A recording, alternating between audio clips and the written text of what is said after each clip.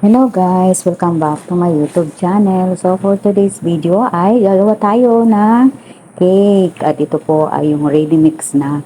So ito pong binili ng amo ko ay yung talagang plain lang siya. Vanilla cooking premier uh, uh, cake. Yan. So yan po, inanda na natin yung ating mixer. So ayan, i-prepare na po natin ito. Lalagay natin yung kanyang pang mix. So ayan guys, napakadali lang nung aking gagawin kasi nga ayaw nung amo ko na yung gagawin yung sarili mo lang na gawa yung yung arena na ikaw na lang mismo yung magtatakal, ikaw mag-ano ng mga mixture. So yung natin, yung ating gagawing cake ay ready na yan. Mag-a-add lang ako ng 2 itlog, ng oil, at saka ng tubig. Yun lang ang kailangan natin gawin doon sa ating cake. So yan, kumuha ko ng isang bowl at dyan natin i-mix yung ating ready mix na gagawin nating cake. So ayan yung ating pagtatakalan ng 1/3 na oil, tapos 1 cup of water, ayan, at saka yung 2 itlog, yan ang ihalo natin dyan. So pag mix natin dyan sa ating bowl. So yan guys, napakadali lang ng procedure para sa mga katulad kong baguhan sa pagluluto. So ayun, lagyan natin siya ng mantika, 1/3 na mantika. So ayan, yun guys. Tapos mix na natin yung egg. At ito na guys, lalagay na natin ang itlog. So dapat tayo maghanda lagi ng tissue sa tabi natin kasi nga yung ating kamay ay malagkit, kaya hindi naman natin agad-agad na pwedeng hugasan yung ating kamay, kaya kailangan nandyan yung tissue sa tabihan natin. So ayan, i-continue na natin yung ating mix ng ating mga sangkap. So ayan,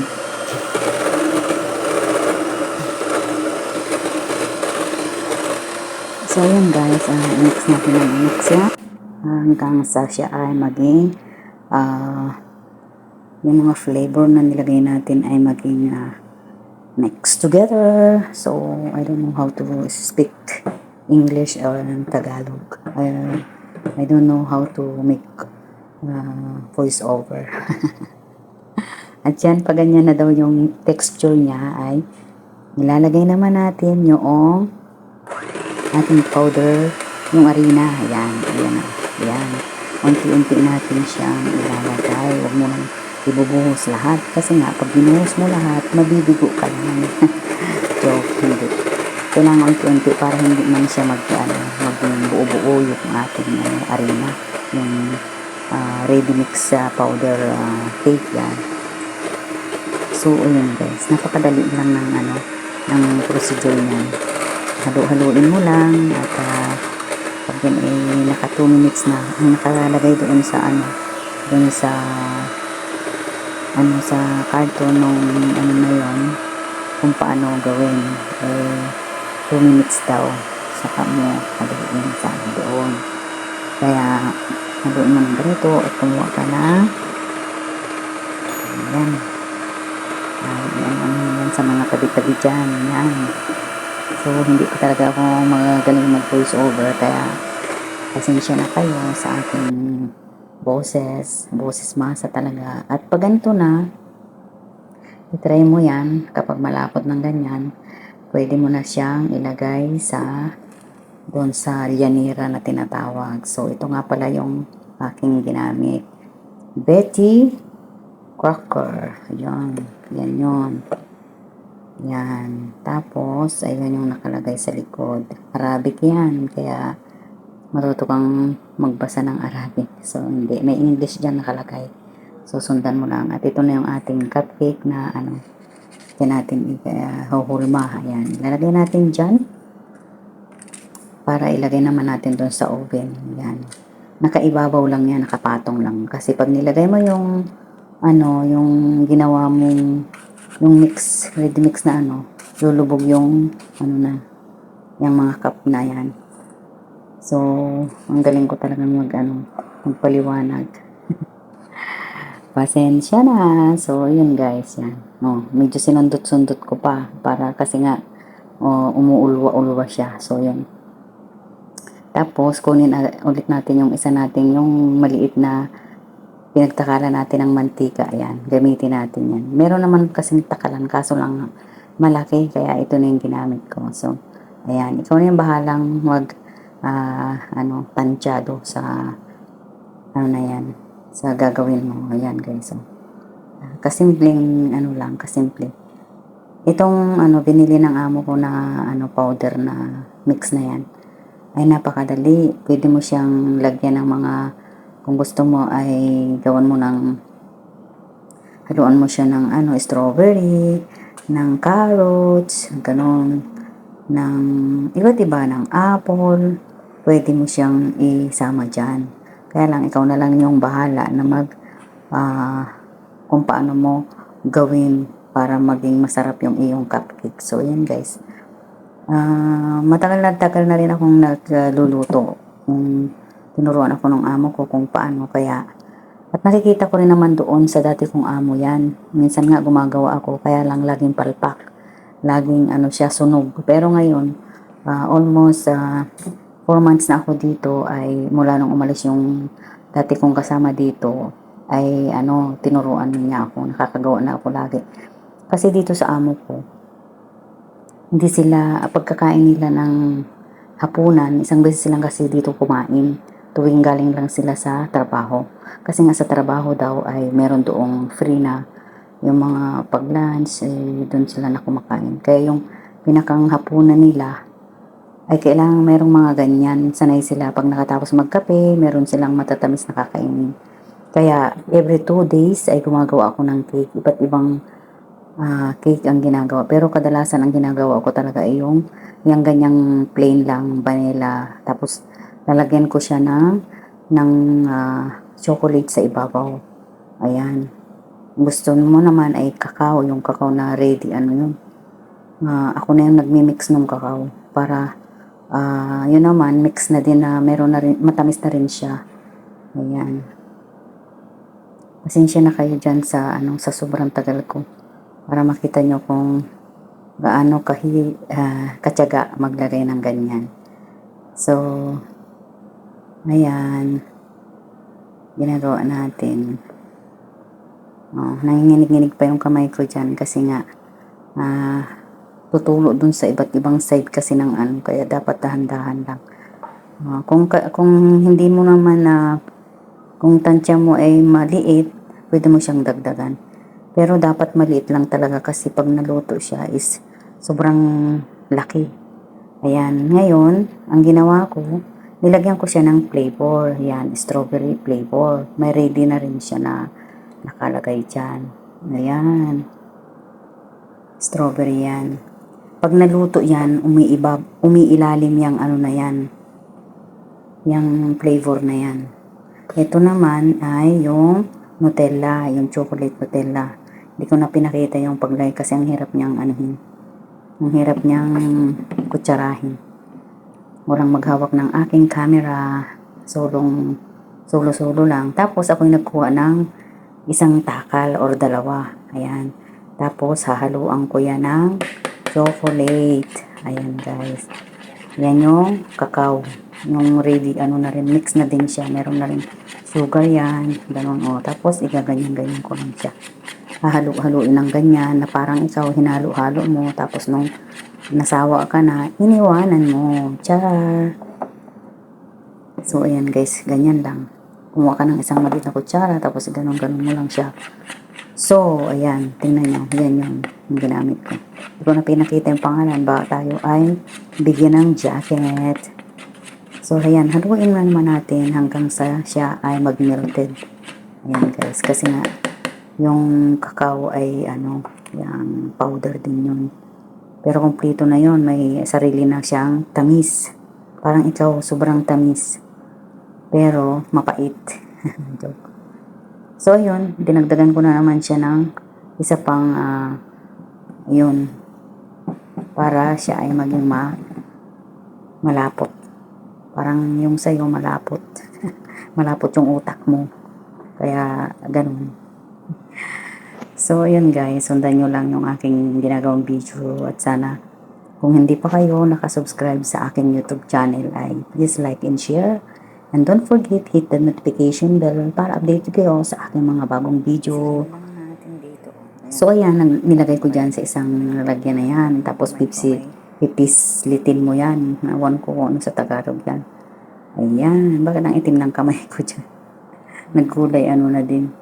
Nagkulay chocolate. So, bakit ang hirap niyang pisilin? Parang iyong-iyo. Ang hirap pisilin. Hirap pisilin ng iyong utak.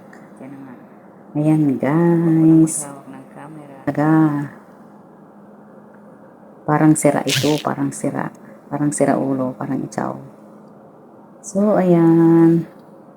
Yun, ganun lang pala. Kailangan palang tanggalin mo yung iyong camera para dalawang kamay mo siyang pipisilin. Madali lang naman palang pisilin. Oh. Tulo agad, diba? So, ayan. Tapos na tayo. Nilagay na natin dito sa lianera. At ito na, nandito na sa oven. Ayan, malapit na siyang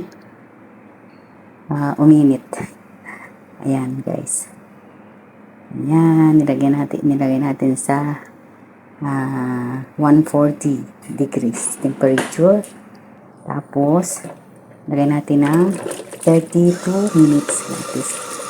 Depende sa sa texture ng inyong lulutuin. So, at ang lagi kong sinasabi kapag kayo ay nagluto ay pilitin ninyong maging malinis yung inyong gawaan ng inyong pinagtrabahuhan para malinis at pagdating ng amo nyo ay hindi siya makalat. So, ayun. Kaya perfect na perfect yung aking pagtatrabaho dito kasi laging malinis. Pero dun sa ibang naging amo kong ay shout out. Kahit na maglinis ka, kahit na malinis ay mali pa rin. So, pasalamat ako talaga dito sa amo ko kasi nandun yung pagmamahal sa katulong. So, ayan guys, ginanyan-ganyan ko lang yan kasi lalagay ko rin naman yan ng design. Mga design lang yan. Gagawin ko bandang huli. So, ayan guys. So, yun guys. Kung hindi pa kayo nakasubscribe sa aking YouTube channel, please like and share naman. And don't forget, hit the notification bell para updated kayo sa aking mga bagong video guys. So, salamat sa lahat ng mga nakakadaan dito sa aking video. At sana ay hanggang kayo palagi. Thank you so much. At so, ayan guys, napakasimpleng cake ang gagawin natin, ang ginawa natin. Ayan guys. Kapag ginawa mo to ay talagang masasarapan yung kakain. So, kung nakatulong sa iyo ang video nito ay sana ay pakitams naman. Huwag kalimutang hit ang bell. So, yun guys, salamat sa panonood at sana ay lagi tayong mag-ingat at alam niyo naman dito sa abroad mahirap ang buhay. Kailangan lagi malakas ang katawan. So, ayun guys. Tapos na tayo. Yan na lang, diba? Ang cute nila. Yan lang ginagawa sa cupcake. Maliliit lang para hindi masyadong mata. So, yan guys. Tapos na tayong luto at ito naman yung hugasin natin ay natapos na din. Kaya yun, salamat.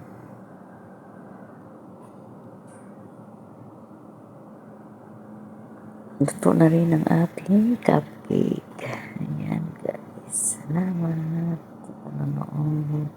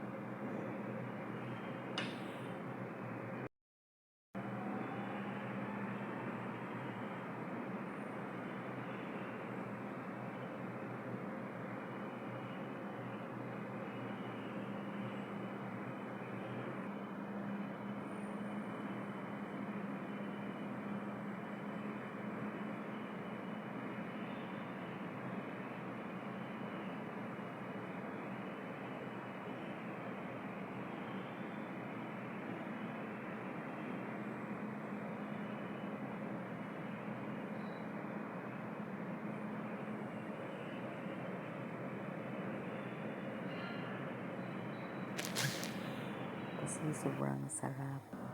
Ayan guys, yung tatlong pirasong hiniwalay ko at ako. Ilagay natin sa fridge para siya ay tumigas yung ibabaw kasi nga gumawa ako siya na hindi ko alam kung anong tawag dyan na flavor dun sa ibabaw niya. Sana na nga lagay natin ito.